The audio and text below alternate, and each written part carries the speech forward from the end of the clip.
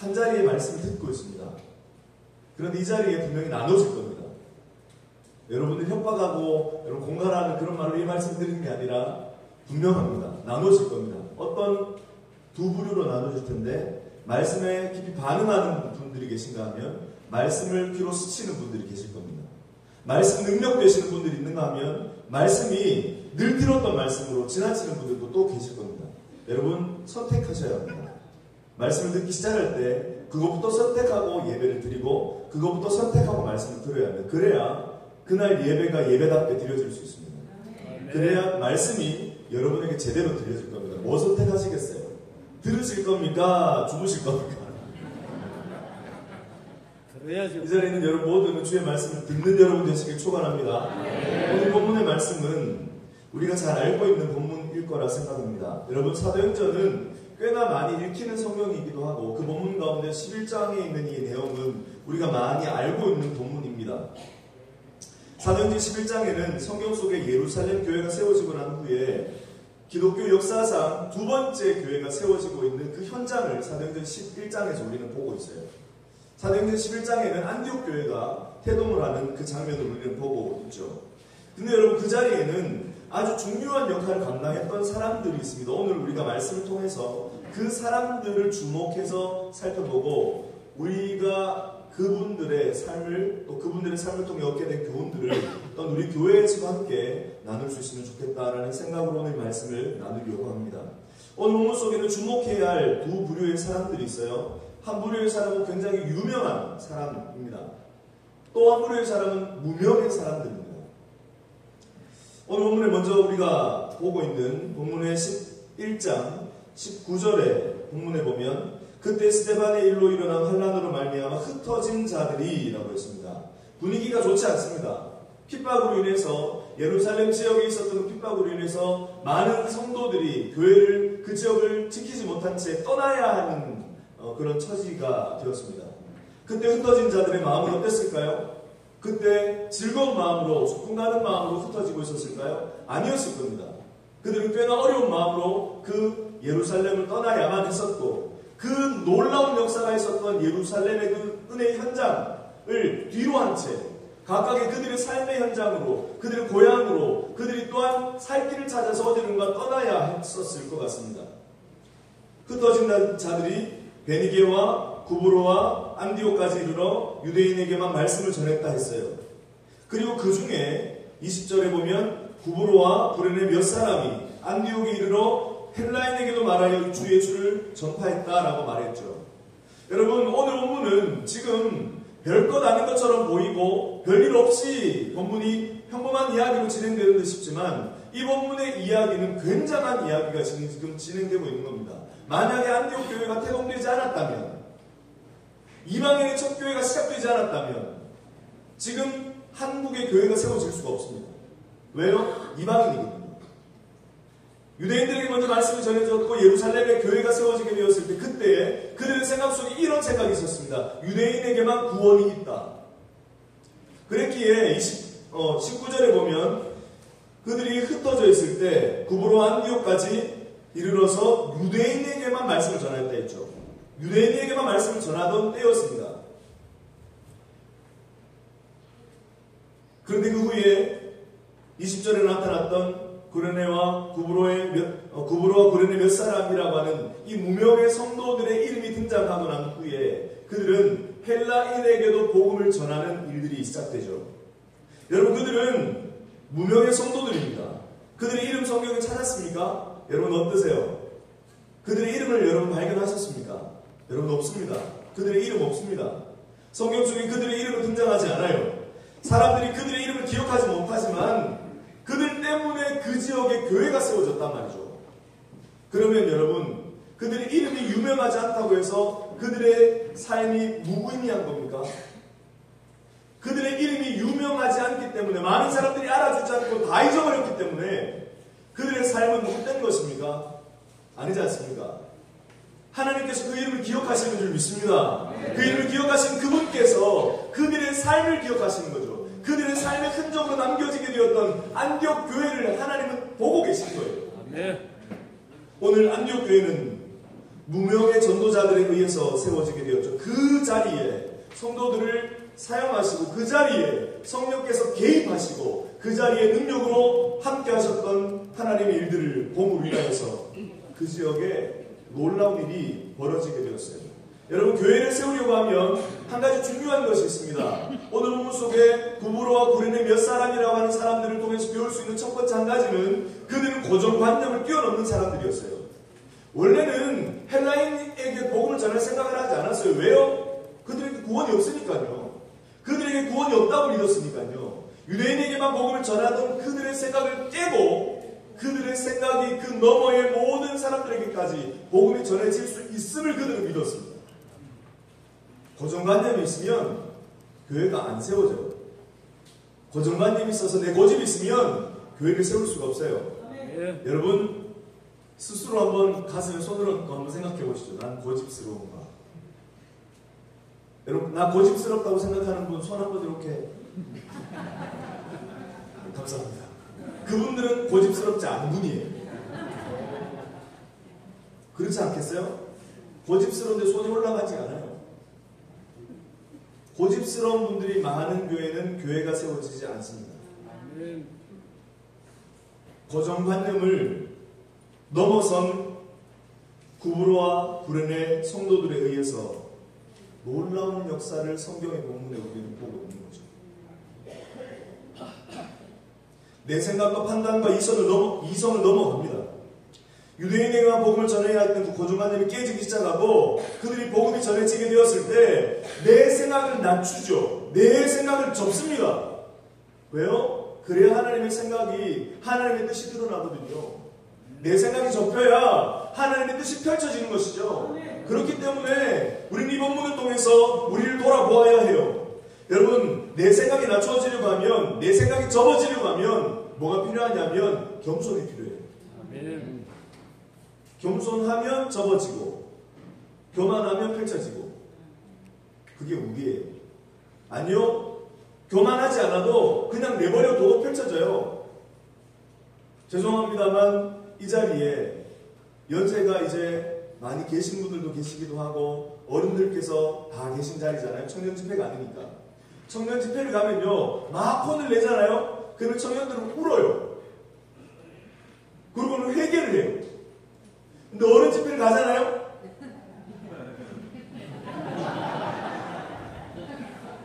눈빛이 싸나워져요. 그리고는 째려보다가 고개를 푹 숙이고는 언제 끝나나 그런 거 보고 계십니다. 여러분 제발 우리 그러지 말고 하나님 앞에 겸손하게 우리의 고집을 좀 찍자. 그래야 여러분이 섬기시는 교회가 살아요. 우리 그거 기억해야 하는 것이죠.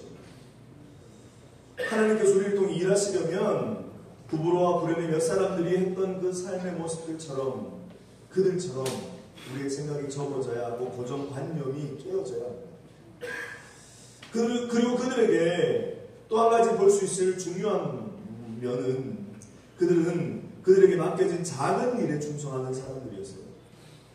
그들은 거대한 일을 맡은 사람들이 아니었어요. 아니면 어쩌면 그들은 무슨 사명을 거창하게 받은 적도 없었어요. 그렇지 않습니까? 그들에게 들었던 것은 한 가지였어요. 사도행전 1장 8절에 나왔던 뭐죠? 오직 성령이 너에게 임하시면 너희가 권능을 받고 예루살렘과 온 유대와 사마리아와 땅끝까지 이르러 내 증인되리라 라고 말씀하셨던 그것밖에 없어요. 그렇잖아요. 다른 사명을 받은 적이 이 사람들에게도 없어요. 특별히 이들이 사도가 아니기 때문에 그들을 향해서 무언가 거창한 것이 주어지지 않았단 말이죠. 그냥 복음 전해라는 말밖에 그들은 들은 것이 없었을 거예요. 그런데 그들은 작은 데에 충성을 하며 그들이 가는 곳곳마다 복음을 전하는 일들을 순종하는 거죠. 큰 거 아니어도 괜찮아요. 별것 아닌 것처럼 보이는 작은 것이어도 괜찮아요. 우리가 그 부르심 가운데 작은 부르심 가운데 순종하기 시작하면 하나님은 우리를 통해서 일하시는 것이죠. 그 일들을 통해서 그 순종을 통해서 이들은 그 충성을 통해서 안디옥 교회를 세우는 그 중심에 그들이 주역으로 쓰임받게 되었을 거예요.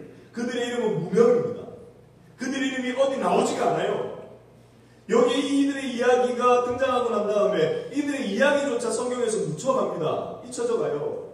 그런데 여러분, 저는 확신합니다. 이들의 삶에 남겨졌던 이 안디옥 교회가 세워지는 그 자리에 그들의 흔적은 이후에 천국에 그들이 이르게 되었을 때 천국에서 잔치가 벌어졌을 것으로 저는 믿습니다.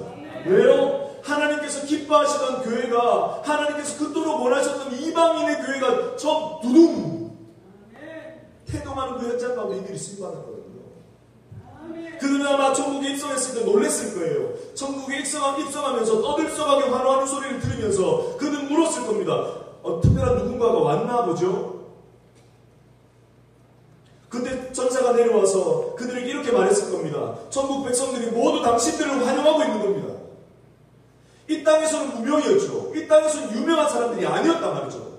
그럼에도 천국에서는 그들을 열렬히 환영하며 이 땅에, 이 천국에 당신들을 그렇게도 기다리고 당신들이 입성하는 것을 모두가 환영하고 있는 겁니다. 그들은 어리둥절하면서 이렇게 대답했겠죠. 아니요, 그럴 리가 없습니다. 우리는 별로 한 것이 없는데요. 그때 하늘에서는 이렇게 그들이 이런 말을 들었을 겁니다. 당신들은 몰랐겠지만 당신들이 한 일은 교회의 역사에 두 번째 장을 시작하게 된 중요한 일이었습니다. 안디옥 교회가 세워지게 된 일은 그렇게 중요했어요.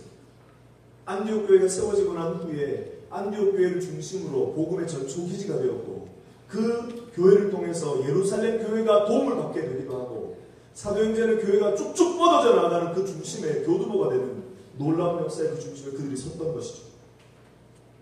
저는 오늘 이 자리에 서울 서북 지역에 있는 여러 교회에 있는 성도님들이 모인 자리이기 때문에 저는 더 기대가 돼요.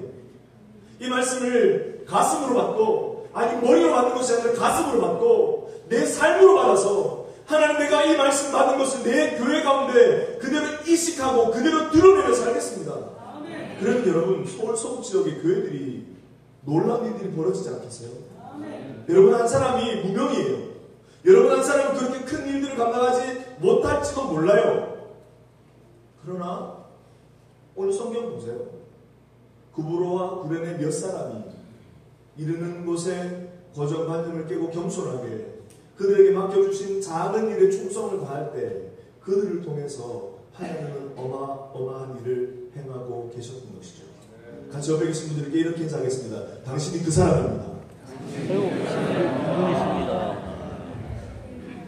눈치가 좀 믿으시는 눈치예요? 네.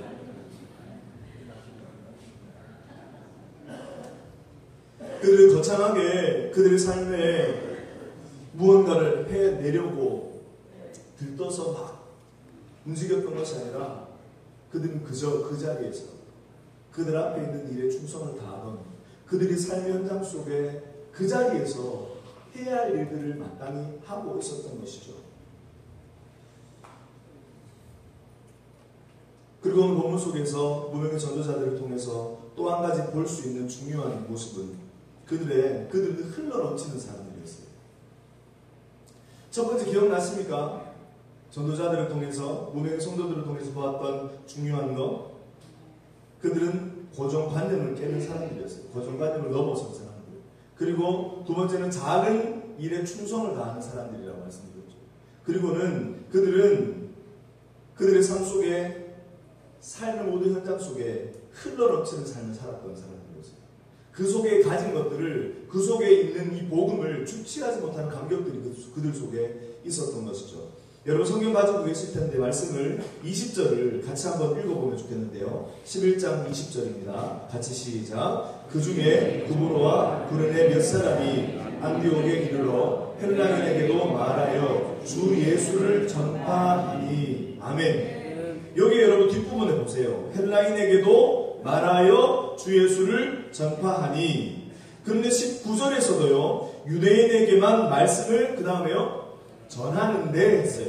말씀을 전하다. 그리고 20절에 헬라인에게 말했는데 주 예수를 전파했다 라고 말했습니다. 여러분, 여기 말하고 있는 전파하다 라는 이 말은 유앙겔리온이라는 단어를 쓰는 헬라 단어입니다. 이 단어가 언제 쓰여졌냐면 전쟁을 치르잖아요. 전쟁을 치를 때 전쟁의 승리가 일어났다라는 소식을 듣게 될 때 우리가 이겼습니다! 라는 이야기를 듣게 될 때 유앙겔리온 이 단어를 썼어요. 그러면 이 말을 들었을 때 이 말을 듣는 백성들은 이런 생각을 합니다. 아, 이 승리가 우리나라가 그냥 이겼구나. 이 정도가 아니라 그 전쟁에 누가 참여했어요? 그 전쟁에 누가 참여했을까요? 그 가족이 참여한 거예요.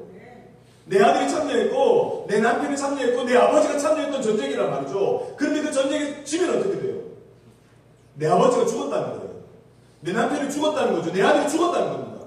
근데 이겼어요. 그럼 여러분이 아들 가진 어머니, 아버지시라면, 남편을 전쟁터에 보낸 아내라면, 우리가 이겼습니다! 라는 이야기를 들었을 때 여러분 어느 정도일까요? 아, 좋네. 이 정도일까요? 아니지 않습니까? 이 속에 조마조마했던 그 마음이 확 풀어지는 시간이었을 거예요. 그러면서 그 속에 기쁨이 가득 차올랐겠죠. 살았구나. 이게 복음이었어요. 그들에게. 유앙겔리온이었어요. 전파하다라는 말이 그 말이었어요. 이 말은 여러분 누구에게 설득하거나 설명한 말이 아니에요. 이 말은 선포하는 겁니다. 이 헬라인에게도 복음을 전하던 구브로와 고린도 몇 사람 무명의 성도들은 지금 이들이 이 말을 하고 이곳까지 오게 되었던 그 과정이 쉽지 않았죠. 왜요? 핍박 때문에 흩어졌기 때문에요. 그들의 환경은 쉽지 않았어요. 그들의 환경이 지금 어려웠단 말이에요. 그런데 그들은 그 모든 시간들을 뒤로 한 채 도망치듯 그곳을 빠져나와서 지금 이곳에 이르렀는데 그들 속에는 말하지 않으면 견딜 수 없는 마음의 감격들이 그 속에 있었던 거죠. 뭐예요? 예수를 전파할 때요. 예수는 생명입니다. 예수는 나를 살리신 분이십니다. 예수는 능력입니다. 예수는 모든 것을 이기십니다. 예수는 충분합니다. 그것을 말하던 그것이 그들 마음속에 가득했던 감격들이 이 무명의 성도들의 심령 가득히 울려 퍼지고 있었다라는 말이에요. 그러니까 그들은 지나가다가 말하지 않고 견딜 수 없는 거죠. 여러분, 사랑과 기침은 감출 수 없다. 사랑하면 티가 나죠. 기침 감추는 게 불가능해요. 나도 모르게 툭 튀어나버리니까요. 늘 죽상으로 앉아있던 여자 청년이 갑자기 화장합니다. 그리고 옷도 예쁜 옷으로 갈아입어요. 그러고는 늘 표정이 별로 안 좋았는데 웃고 다니면서 막 상냥하게 말을 하기 시작합니다. 그러면 이 자매에게 무슨 일이 일어나고 있는지 어른들은 압니다. 그러면서 물어요. 야, 연애하지? 그렇게 말합니다. 티가 나는 거예요. 사랑을 하면 티가 난다는 말을 하잖아요. 예전에 그런 노래를 읽더라고요. 사랑을 하면은 사랑하면 티가 난다는 거죠. 이들 속에 가지고 있는 것을 감출 수가 없는 겁니다. 내가 만난 예수를 감출 수가 없는 겁니다. 내 속에 시작된 그 복음의 감격을 그들은 지울 수가 없는 거예요. 그 복음의 감격이 그들 전체를 사로잡습니다. 그들의 심령 전체를 사로잡고 터뜨려지듯이 생각할수록 너무 좋아요. 생각할수록 너무 감격스러워요. 어찌 나 같은 자에게 이 복음이 주어졌을고, 어찌 나 같은 자 위해서 그분이 십자가에 나 위해 죽으실 수 있었을고, 어찌 나 같은 자가 영원한 생명을 얻을 수 있었을까. 이 감격이 그들 속에 차오르기 시작했던 것이죠. 그러니 그들은 핍박으로 좋지 않은 환경 속에 도망치듯 떠나고 있는 그 자리에서도 가는 곳곳마다 이 말을 하는 겁니다. 예수 믿어요.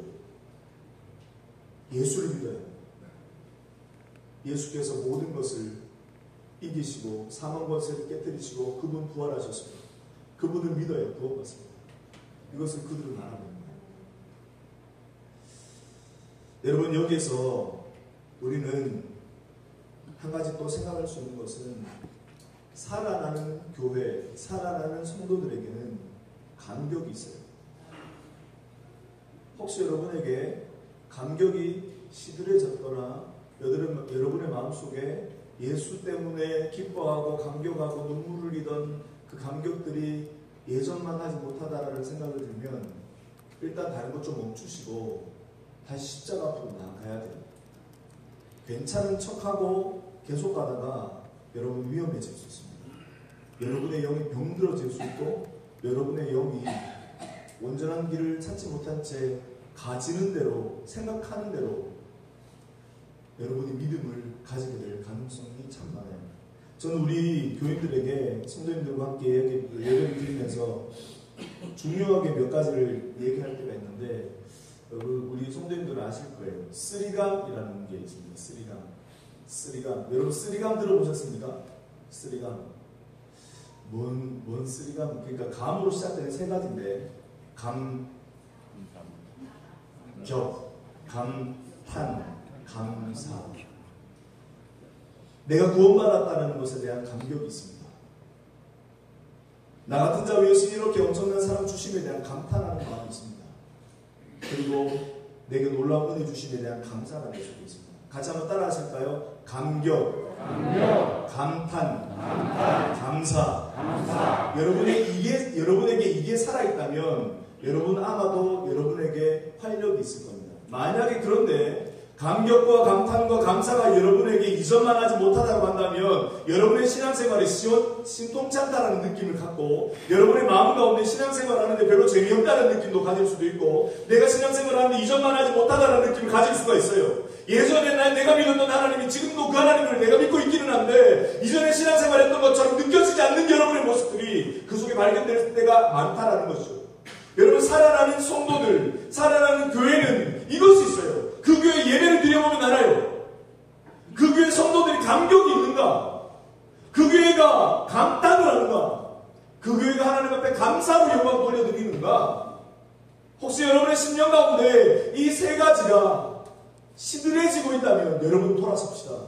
하나님 내게 복음 때문에 기뻐하는 감격이 내 안에 살아나게 하여 주옵소서. 하나님 내가 예수 만난 그 감탄이 내 속에 끊임없이 있어서 어떻게 나 같은 자 위해서 이 사람 주실 수 있습니까? 감탄하는 마음이 내 안에 살아나게 해주십시오. 나를 구원하여 주신 하나님 아버지 주의 자녀 삼아주시네 감사합니다. 그들은 터뜨려지듯이 지금 가는 곳곳마다 이 고백을 하고 있습니다. 여러분 쓸감을 잃어버리는 거 이거 위험한 일일 수 있어요. 그냥 쉬운 말로 쓰리감이라고 말씀드렸지만 쓰리감을 잃어버리면 감격과 감탄과 감사를 잃어버리면 여러분 시큰둥해져요. 그리고 기도해도 기도가 잘 안 돼요. 그렇게 말하는 분들이 생겨납니다. 예배를 드리는데 말씀을 듣는데 말씀이 내게 잘 와닿지가 않아요. 여러분 회복해야 되는 중요한 일입니다.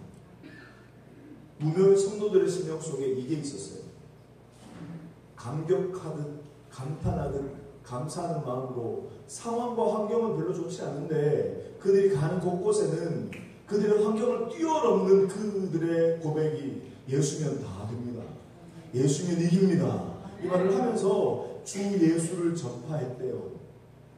여러분 그 모습들을 우리는 배워야 하는 것이죠. 자 이렇게 우리는 구브로와 구레네 몇 사람이라고 말하는 안디옥 교회를 세우게 되었던 주역인 이 무명의 성도들을 먼저 한번 살펴봤어요. 그러면 이제 유명한 사람이 나오겠죠. 유명한 사람. 자 22절입니다. 이렇게 복음이 전해지게 되었던 그 자리에 21절에 보면 주의 손이 그들과 함께 하셔서 수많은 사람들이 믿는 믿음으로 주님께 돌아오는 역사가 있게 되었다고 말했죠. 그리고 22절입니다. 같이 22절 읽어주시겠습니까? 시작. 예루살렘 교회가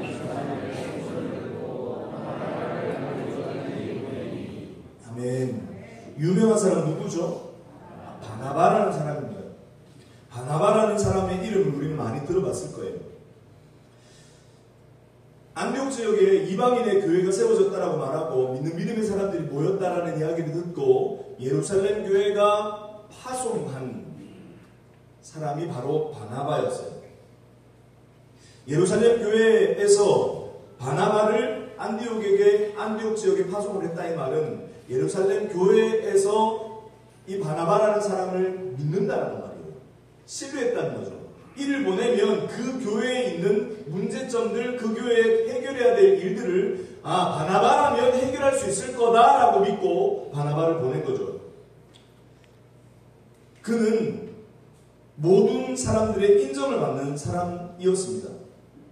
여러분, 성경에 사도행전이니까 조금 몇 장 앞으로 다 넘어와서 요 11장에 있는 본문을 잠깐 이렇게 접어두시고 사도행전 4장으로 잠깐 넘어볼까요? 사도행전 4장 36절입니다. 사도행전 4장 36절, 37절입니다. 사도행전 4장 36절, 37절 말씀을 우리 같이 읽겠습니다. 시작. 구브로에서 난 레위족 사람이 있으니 이름은 요셉이라. 사도들이 일컬어 바나바라 번역하면 위로의 아들이라 하니 그가 밭이 있음에 팔아 그 값을 가지고 사도들의 발 앞에 두니라. 아멘. 일단 36절에서 그 사람에 대한 설명이 있습니다. 구브로에서 난 레위족 사람이 있었는데 이 사람의 이름이 뭐라고요? 요셉입니다. 여러분, 바나바가 익숙하세요? 요셉이 익숙하세요? 바나바가 익숙하시죠? 바나바를 원래 본명이 그가 요셉이라고 하는 걸 몰랐던 분들도 많았을 수 있습니다. 지금 요셉이구나 하는 분들도 끄덕끄덕 있을 수 있습니다. 그게 문제라고 말씀드리는 게 아니라 그만큼 바나바는 자신의 본명보다도 뭐가요? 별명이 더 익숙했던 사람이에요. 그의 원래 본명보다도 그를 애칭처럼 불러주었던 바나바라는 이름이 그에게 더 중요한 이름이었죠. 그 사람의 이름을 누가 일컬었다고요? 사도들이 일컬었대요. 사도들이 그의 이름을 부르며 그의 이름을 바나바라 불러줬죠. 번역하면 그 이름의 의미가 위로의 사람이었다, 이런 말입니다. 여러분, 바나바라는 사람이 그 이름이 위로의 사람이었대요. 여러분, 본명보다 별명이 더 유명했습니다. 그 별명의 이유는 위로가 되는 사람이었기 때문이었겠죠. 바나바는 예루살렘 교회의 이미 유명한 사람이었습니다. 어떤 사람으로요? 위로가 되는 사람이에요. 여러분 혹시 생각나는 분들 있습니까? 여러분 주변에 여러분이 생각만 하면 그분은 내게 위로가 되는 분들이 있습니까? 혹시 누군가가 여러분을 향해서 그 집사님, 그 권사님, 그 장로님 생각하면 그분 만나기만 하면 나는 진짜 위로가 되는 분들이 여기 계실지도 모르겠습니다. 저는 말하기는 여러분들이 각각의 삶의 현장 속에, 여러분이 있는 교회 현장 속에서 누군가가 여러분을 생각하며 그분 생각하면 나는 위로가 돼, 그분은 나에게 위로가 되고 우리 교회 가운데 그분 없으면 안 돼 하는 그 은혜의 사람 되시기를, 위로의 사람 되시기를 축원합니다. 그 이름, 바나바의 이름의 의미가 위로의 사람. 여러분 별명 뭐예요? 제 별명은 어린 시절부터 지금까지 어린 시절 친구들이 부를 때 저의 별명은 단축구멍입니다. 왜 부르는지는 아시겠죠? 예, 저도 압니다. 예전보다 눈이 좀 커졌습니다, 지금. 여러분, 그 별명을 불러요. 근데 제 별명이 또 하나 있어요. 잘 안 보이는데, 제가 수중발레코라는 별명이 있습니다. 왜 수중발레코냐면, 코가 오똑한 것보다 콧구멍이 작아서. 왜 싱크로나이즈 하는 사람들이 찍게 찍고 있죠? 찍게 찍고, 찍어놓은 것처럼, 콧구멍이 작다고 그렇게 친구들이 많이 불렀었어요. 여러분, 사람들마다 그 사람 가지고 있는 별명이 있어요. 저는 여러분들을 향해서 누군가가 여러분들을 부를 때 위로의 사람 불렀으면 좋겠어요. 누군가가 여러분들을 생각할 때 그분은 위로의 사람이라 불러줬으면 너무 좋겠어요. 그러면 여러분이 계시기 때문에 교회가 사는 거예요. 위로자가 많아야 교회가 살아요. 바나바가 많아야 교회가 살아요. 예루살렘 교회에서 안디옥 교회에 바나바를 파송할 때 그들은 생각했습니다. 이 사람이 가면 해결된다. 왜요? 이 사람은 위로의 사람이니까. 이 사람은 피스메이커니까. 이 사람이 가면 이 사람이 있는 자리에 있는 무언가 모든 것들이 정리되어 가기 때문에 인정하는 사람이었어요. 그리고는 성경에 보면 오늘 본문 11장의 본문에 보면 바나바를 두고 여러 가지 다른 설명들도 좀 더 붙여줘요. 다시 11장으로 넘어오시면 바나바에 대한 설명을 해주는데 바나바가 어떤 사람인지에 대해서 성경은 말해줍니다. 24절인데요. 24절 같이 읽어볼까요? 시작. 바나바는 착한 사람이요 성령과 믿음이 충만한 사람이라. 이에 큰 무리가 주께 더하여 지더라. 아멘. 바나바는 착한 사람이래요. 그러니까 착한 사람이라고 말하는 이 말의 의미를 조금 쉽게 설명을 드리면 성품이 균형이 잡힌 사람이다라는 뜻입니다. 착한 사람이다. 그냥 그 사람 착해 그러면 어디에도 아무 말 하지 못한 채 그냥 가만히 있거나 늘 웃어주는 사람을 착한 사람이라고 말하는 것이 아니라 성품의 균형이 있는 사람을 두고 성경에 착한 사람이라고 말했어요. 그러면 이 사람은 자신이 해야 될 일에 대해서는 분명합니다.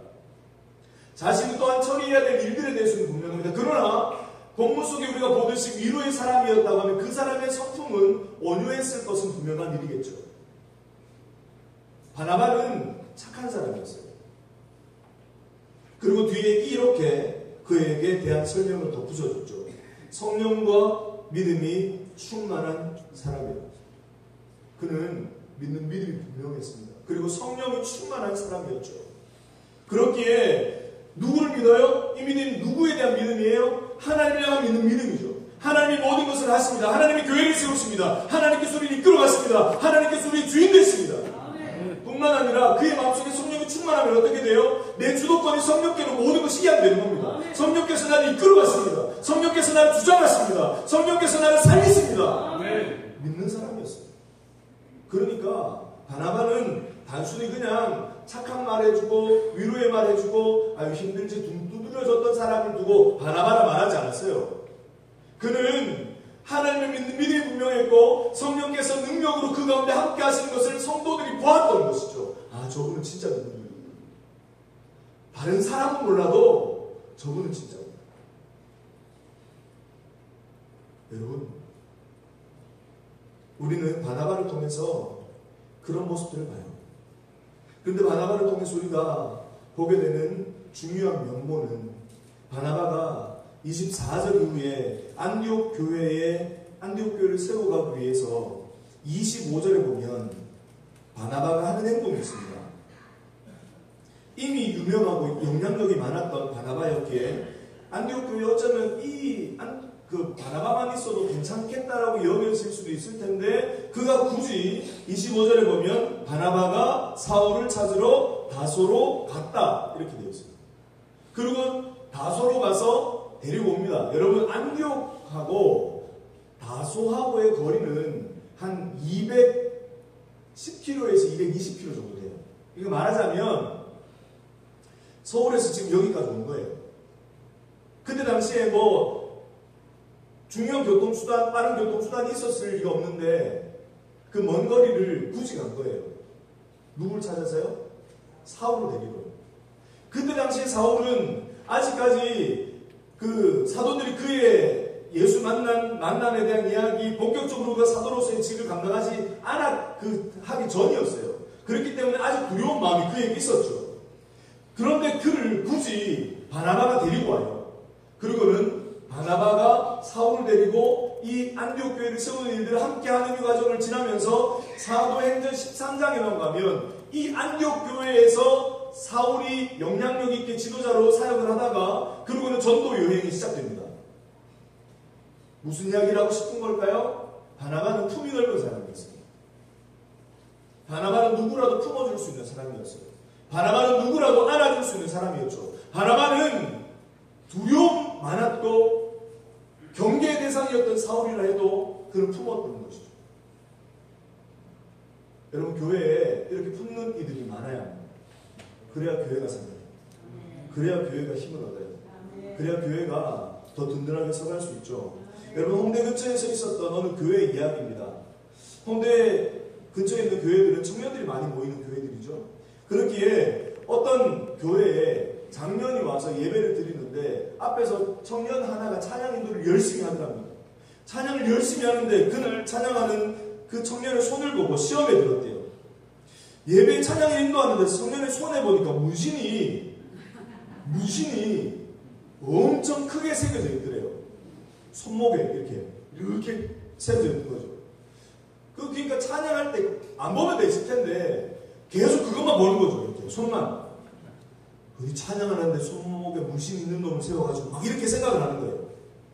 그러고는 생각을 하다가 예배 드리다가 안 돼서 이분이 예배 마치고 난 다음에 목사님 찾아갑니다. 뭐라고 얘기할게요?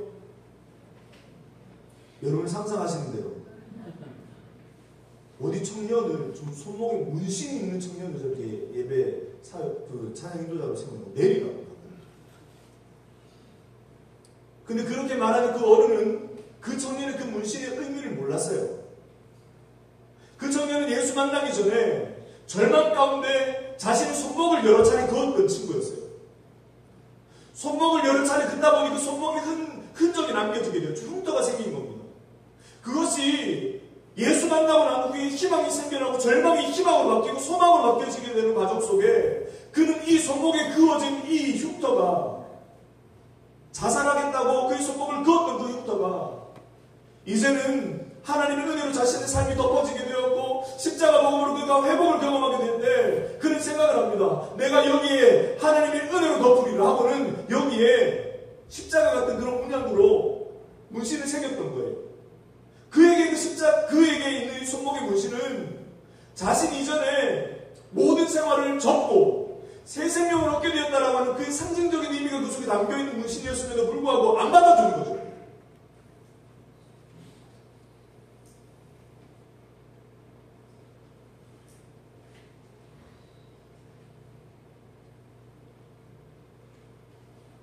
저희 다른 교회 누군가의 이야기일까요? 지금 우리 교회에 일어나고 있는 이야기입니다. 내가 한계를 정해요. 요만큼까지만. 내가 범위를 정해요. 여기까지 내가 받아줄 수 있어요. 그거 넘어가면 가차없이 소리를 지르는 겁니다. 가차없이 찾아가서 그건 안 될 일이라고 말하는 겁니다. 여러분, 교회는 수용성이 있어야 합니다. 물론 진리에 대해서 수용성이 있으면 안 되겠죠. 진리는 보수적이어야 합니다. 그래서 합동교단이 표방하고 있는 보수신학이라고 하는 것은 너무너무 귀한 거예요. 지켜내기 위해서 생명 거는 그 진리에 대한 사수하는 그 마음. 그러나 여러분, 비본질적이고 사람들에 대해서, 연약한 이들에 대해서, 문화적인 부분에 있어서는 우리는 끊임없이 수용적이어야 해요.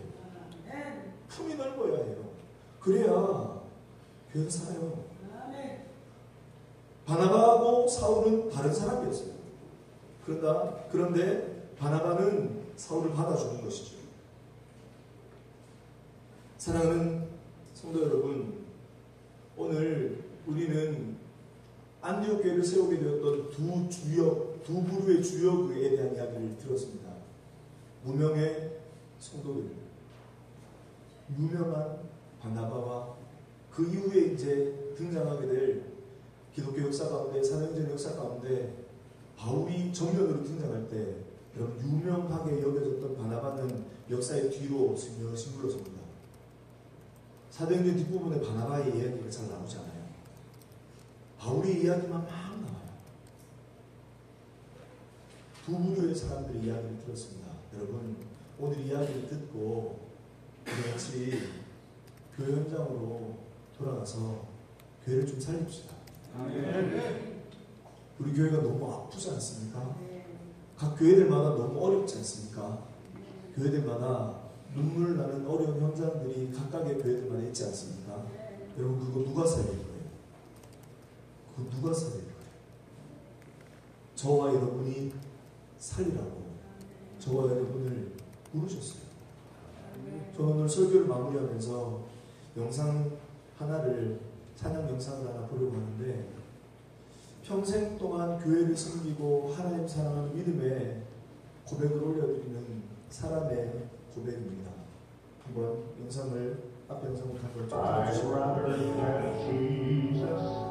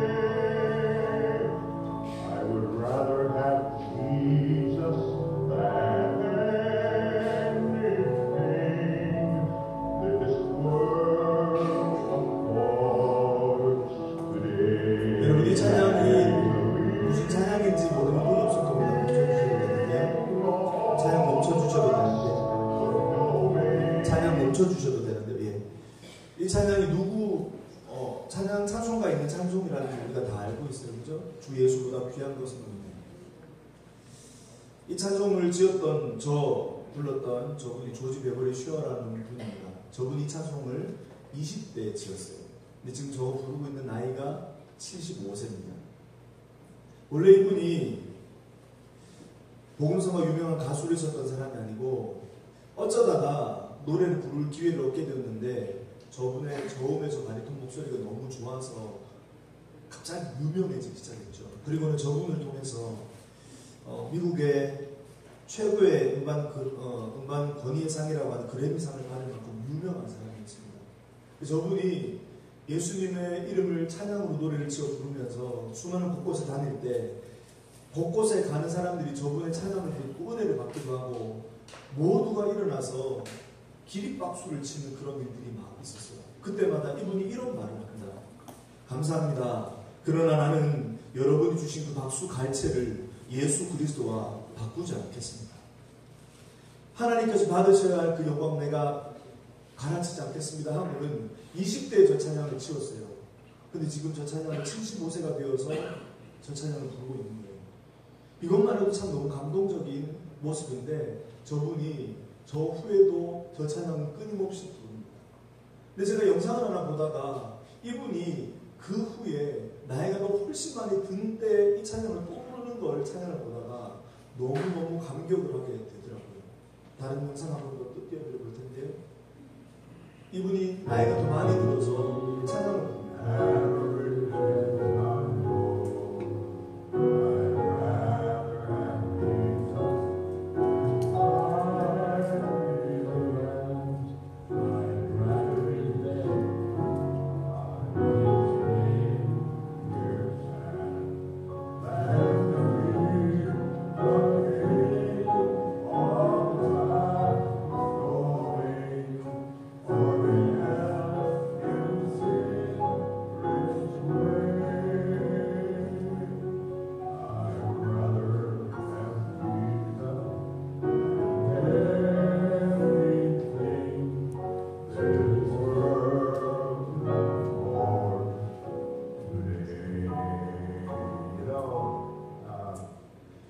뒤에 영상에 저 찬양을 불렀던 조지 베버리 슈어라고 하는 저분의 나이는 저 영상의 나이는 103세입니다.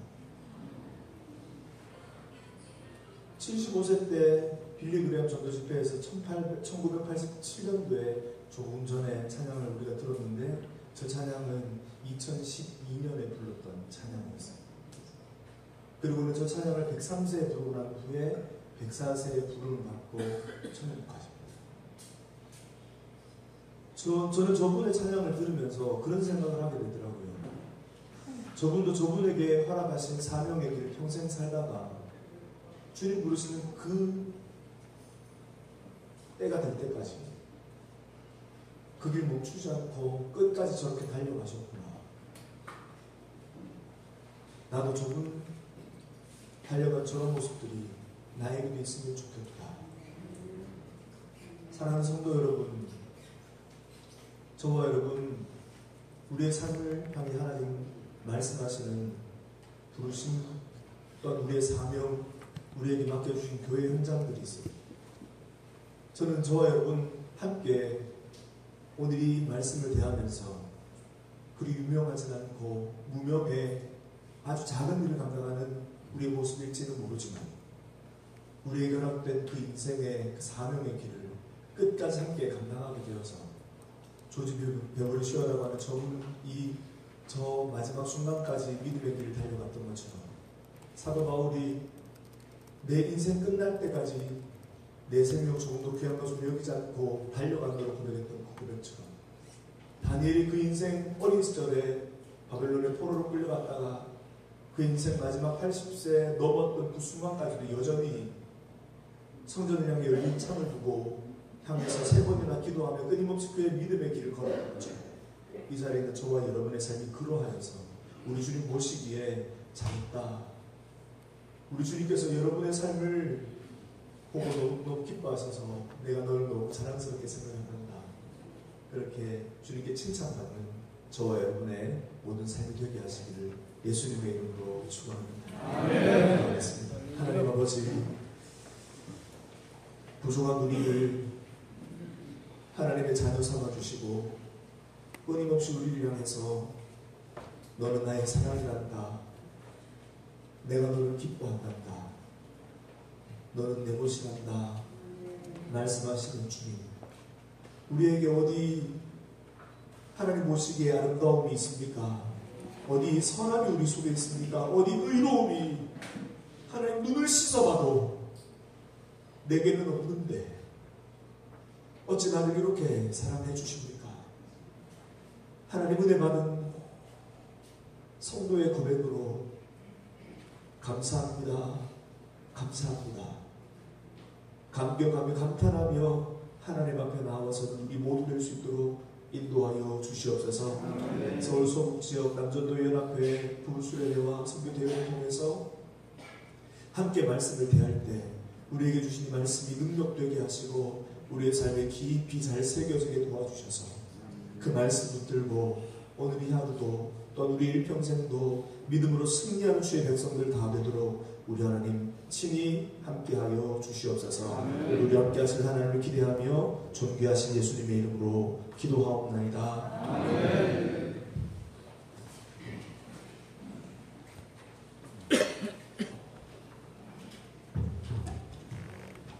목사님 귀한 말씀 감사합니다. 불의 회장이신 신웅철 장로님 섬기는 드림교회 담임 목사님이신 강병국 목사님이십니다. 수고하셨습니다. 감사합니다. 하나님께 영광을 돌려드립니다. 말씀 중에 내 삶 속에 감격과 감탄과 감사가 넘치는 저와 여러분 되기를 소망합니다. 말씀 중에 고집을 꺾자 기억하시고 또 일상생활에 돌아가시길 바랍니다. 이 시간에는 회의록 서기로 수고하시는 유철 장로님 나오셔서 강구해 주시겠습니다.